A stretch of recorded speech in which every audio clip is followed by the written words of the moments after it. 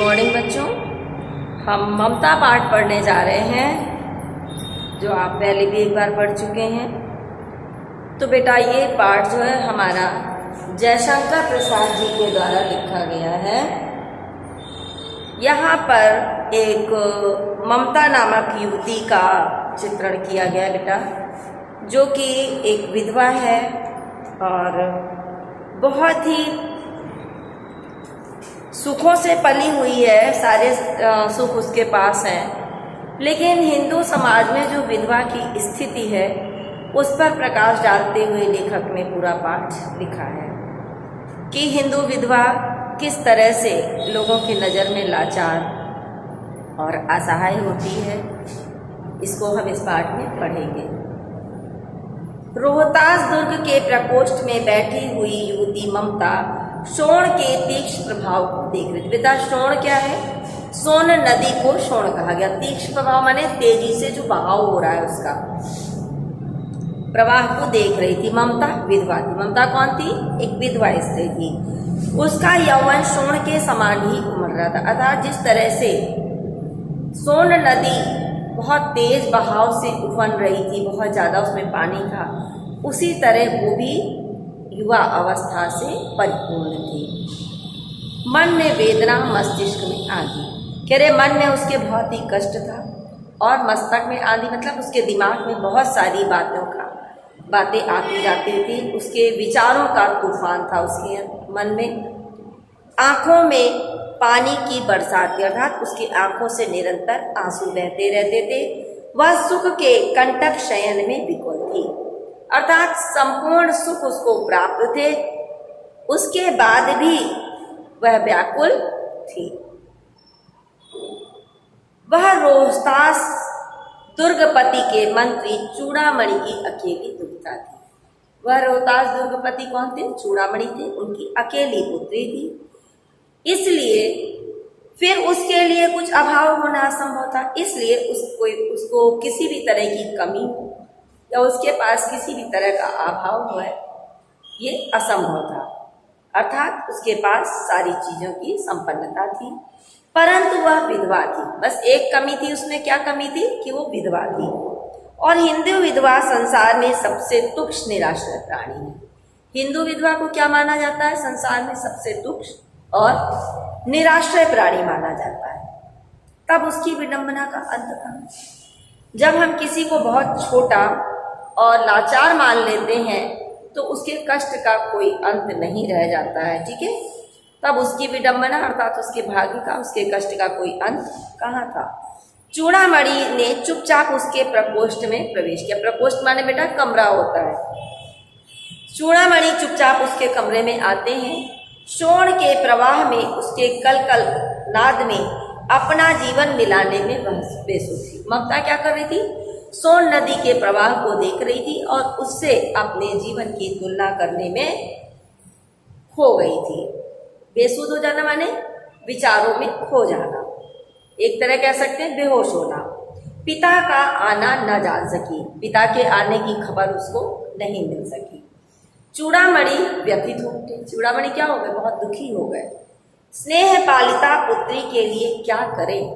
उन्होंने सोचा प्रेम से पाली गई अपनी पुत्री के लिए वो क्या करें, ऐसा क्या करें जिससे उसको सुख प्रदान कर सके।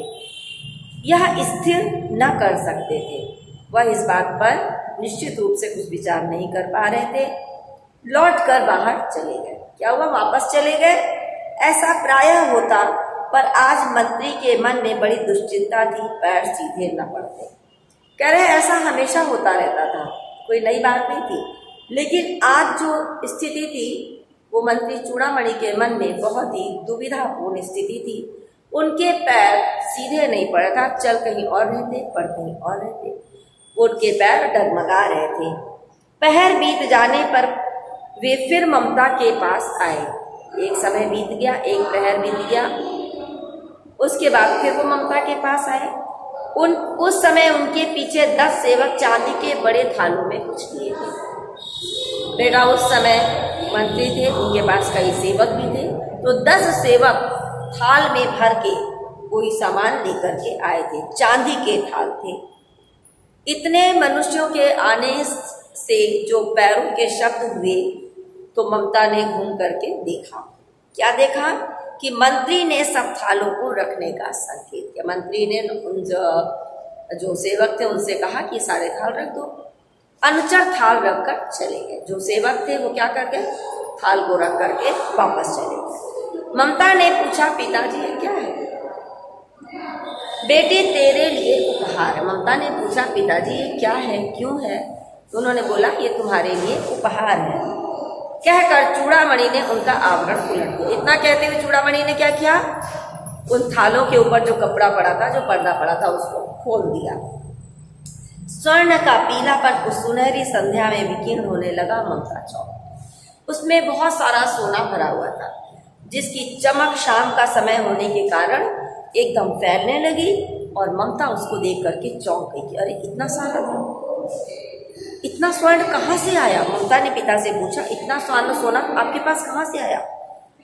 पिताजी ने क्या बोला? ममता चुप रहो, है ना, चुप रहो ममता, यह तुम्हारे लिए। ममता चुप रहो, तुम कुछ मत कहो, ये सब तुम्हारे लिए ही है। तो क्या आपने मलिच्छ का उत्कोच स्वीकार कर लिया? मलिच्छ किसको कह रही है? जिसके राज्य में, ठीक है, दुर्गपति जो थे, जहाँ पे मंत्री के पद पर चूड़ामणि था, तो उनका मानना था कि उस मंत्री से क्या आपने, सॉरी, उस जो दुर्ग का राजा था, क्या आपने उसका दिया हुआ ये उपहार स्वीकार कर लिया? मलिच्छ माने बहुत नीच, तुच्छ प्राणी। क्या आपने उस तुच्छ का दिया हुआ ये जो उपहार है उसको स्वीकार कर लिया?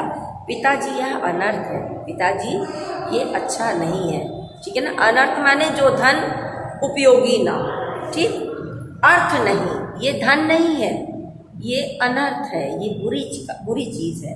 लौटा दीजिए इसको, वापस कर दीजिए। पिताजी हम लोग ब्राह्मण हैं, इतना सोना लेकर क्या करेंगे? बेटा उस समय ब्राह्मण दान दक्षिणा पे अपना गुजारा कर लेते थे, सोना चांदी एकत्र नहीं करते थे, उन्हें सोने चांदी से कोई मतलब नहीं होता था। हे भगवान, तब के लिए, विपद के लिए इतना आयोजन, ठीक है। उन्होंने क्या बोला? सॉरी छूट गया एक लाइन।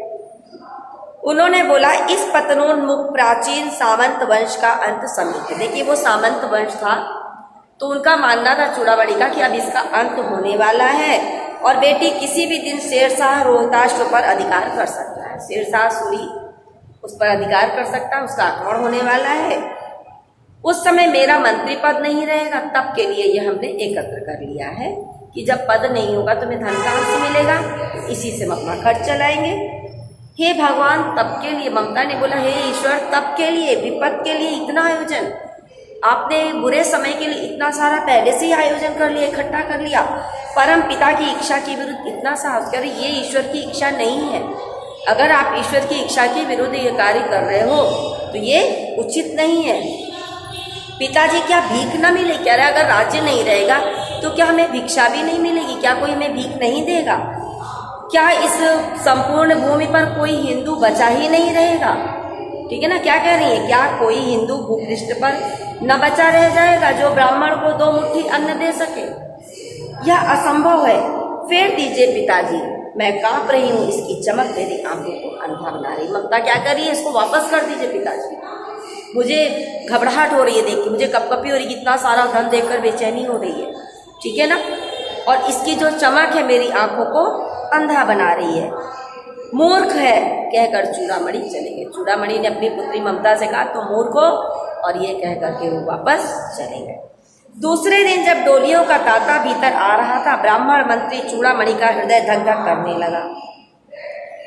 चूड़ामणि ब्राह्मण मंत्री थे और डोलियों का की लाइन, तांता माने क्रम से किसी डोली का आना, बराबर डोलियां चली आ रही हैं और उनको देख करके चूड़ामणि के दिल की धड़कन बढ़ गई।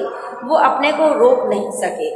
उसने जाकर रोहतास दुर्ग के तोरण पर डोलियों का आवरण खुलवाना चाहा तो पठानों ने कहा महिलाओं का अपमान करना है। बेटा उन जो डोलियां थी उनके अंदर पठान सैनिक थे, लेकिन जब उन्होंने कहा कि इसको खोल के दिखाई, उन्होंने बोला इसमें महिलाएं हैं और पर्दा खोल करके महिलाओं का अपमान करना है। मुस्लिम लोग पर्दा को खोलना महिलाओं के अपमान से जोड़ लेते हैं, ठीक है ना। तो उन्होंने पर्दे को खोलने नहीं दिया और सैनिक धोखे से उसमें आते चले गए। बात बढ़ गई, तलवारें खींची, ब्राह्मण वहीं मारा गया था, चूड़ामणि की वहीं मृत्यु हो गई और राजा रानी और कोष सब छली शेरशाह के हाथ पड़े। राजा रानी और जितना भी कोष था, जो धन था, वो सब शेरशाह ने छीन लिया। निकल गई ममता। ममता चुपचाप वहां से निकल गई। डोली में भरे हुए पठान सैनिक दुर्ग में फैल गए, पर ममता न मिली। डोली में पठान सैनिक भरे हुए थे, जो कि पूरे ही दुर्ग में फैल गए, पूरे किले में फैल गए, लेकिन उनको ममता कहीं पे नहीं मिली। ममता चुपचाप पेड़ पे निकल गई। बेटा इसमें रेखांकित अंश की व्याख्या भी हम देख लेते हैं। तो सबसे पहले रेखांकित अंश की व्याख्या है, रोहतास दुर्ग के प्रकोष्ठ में बैठी हुई ममता शोण के तीक्ष्ण प्रवाह, गंभीर प्रवाह को देख रही है। ममता विधवा थी। उसका यौवन शोण के समान ही उमड़ रहा था। मन में वेदना, मस्तक में आंधी, आंखों में पानी की बरसात लिए वह सुख के कंटक शयन में विकल थी। वह रोहतास दुर्गपति के चूड़ामणि की अकेली दुहिता थी। फिर उसके लिए कुछ अभाव होना असंभव था, परंतु वह विधवा थी। हिंदू विधवा संसार में सबसे तुच्छ निराश्रय प्राणी है। तब उसकी विडंबना का अंत रहा। बेटा विकल थी, यहाँ तक एक रेखांकित अंश है, और वह रोहतास दुर्ग से लेकर के अंत था, यहाँ तक एक है। तो बेटा सबसे पहले हम क्या लिखते हैं? पाठ का नाम और लेखक का नाम। पाठ का नाम ममता है, लेखक का नाम श्री जयशंकर प्रसाद है। तो बेटा अगर संदर्भ लिखने के लिए आता है पेपर में, तो कैसे लिखोगे? प्रस्तुत गद्यावतरण हमारी पाठ्य पुस्तक हिंदी के गद्य खंड से ममता नामक कहानी से उद्धृत है। इसके लेखक छायावादी युग के प्रवर्तक श्री जयशंकर प्रसाद जी हैं। अब प्रथम रेखांकित अंश की व्याख्या हम देखते हैं। श्री जयशंकर प्रसाद जी का कहना, बेटा लेखक का नाम जरूर लिखा करें, ठीक है, कि रोहतास राजप्रसाद के मुख्य द्वार के निकट अपने कमरे में बैठी हुई ममता सोन नदी के तीव्र बहाव को देख रही थी, और ममता अत्यधिक यौवन से भरी हुई सोन नदी के प्रवाह के समान ही यौवन से भरी हुई थी।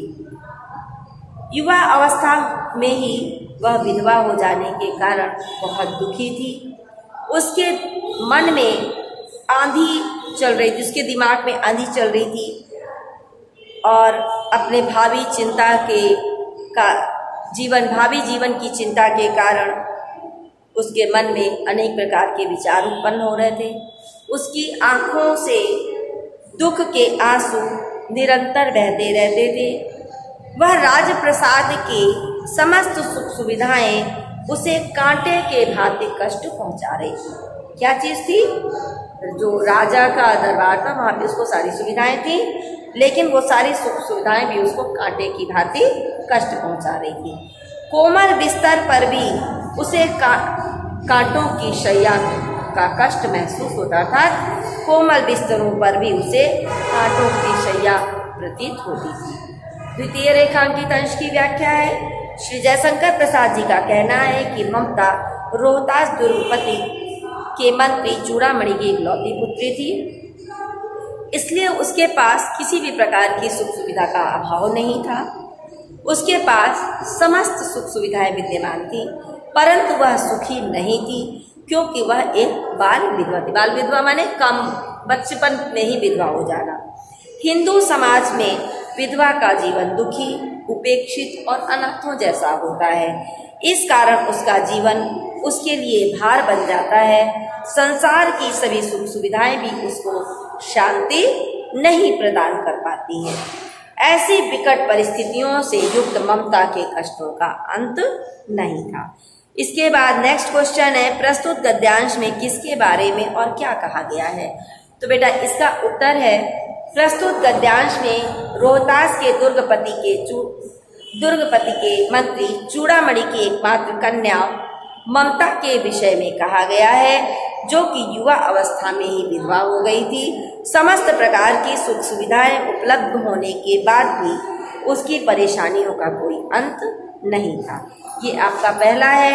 दूसरे नंबर पे है, हे भगवान, तब के लिए विपद के लिए इतना आयोजन, परम पिता की इच्छा के विरुद्ध इतना साहस। पिताजी, क्या भीख न मिलेगी? क्या कोई हिंदू भूपृष्ठ पर न बचा रह जाएगा जो ब्राह्मण को 2 मुट्ठी अन्न दे सके? यहाँ तक केवल हमारी रेखांकित अंश की व्याख्या है। तो सबसे पहले पाठ का नाम और लेखक का नाम जैसा हम पहले बता चुके वैसे ही आप लिखेंगे, और इसकी व्याख्या हम बताते हैं अब आपको। तो बेटा इसकी व्याख्या है जयशंकर प्रसाद जी कहते हैं कि जब ममता ने सोने के आभूषणों से भरे हुए थाल को देखा तो वह आश्चर्यचकित रह गई। वह आश्चर्य प्रकट करते हुए अपने पिता से कहती है कि संकट के लिए इतना धन क्यों इकट्ठा कर रहे हैं? भगवान की इच्छा के विरुद्ध आपने बहुत बड़ा दुस्साहस किया है। हम ब्राह्मण हैं, क्या इस पृथ्वी पर कोई ऐसा हिंदू ब्राह्मण नहीं बचेगा जो हमें भूख शांत करने के लिए 2 मुट्ठी अनाज दे सकेगा, भिक्षा के रूप में अनाज दे सकेगा? पिताजी, निश्चित यह बात असंभव है कि पृथ्वी पर कोई हिंदू सधर्मी व्यक्ति न मिले और ब्राह्मण को भिक्षा भी न मिले। नेक्स्ट क्वेश्चन है, किस वस्तु की चमक ममता की आंखों को अंधा बना रही थी? तो बेटा इसका उत्तर है, थाल में रखे हुए सोने के सिक्कों की चमक ममता की आंखों को अंधा बना रही थी। थैंक यू बेटा, आज इतना ही। इसके बाद का हम वीडियो अगली बार देंगे।